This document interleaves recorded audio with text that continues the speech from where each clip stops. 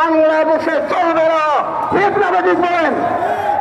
কোরআনের তাফসীরকে আপনারা আগামী আজকে থেকে আজ কেন্দ্রীয় পর্যন্ত এই তাফসীর চলবে।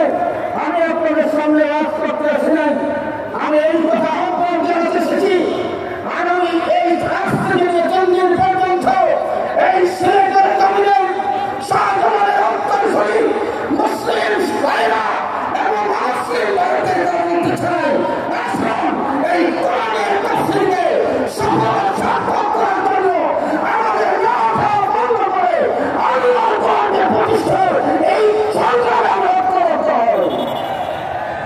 আমার বন্ধুরা, আমি আপনাদের খেদমতে আর বেশি কথা বলতে চাই না। যেই কথাই আল্লাহ রাব্বুল আলামিন বলেছেন, রাসূল এসেছিলেন এই জমিনে ইসলামকে কায়েম করার জন্য, তারই একটি পরিভাষা হলো ইকামতে দ্বীন।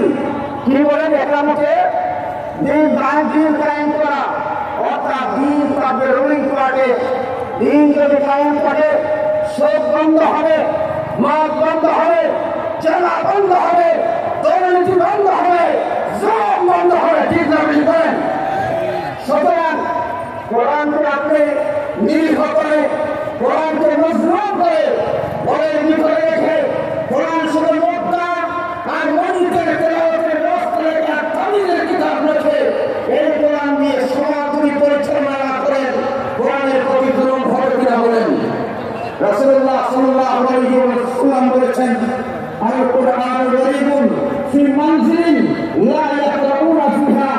ওই ঘরে, ওই বাড়িতে, ওই দেশে, ওই রাষ্ট্রে, ওই সমাজে কোরআন বড় অসহায়।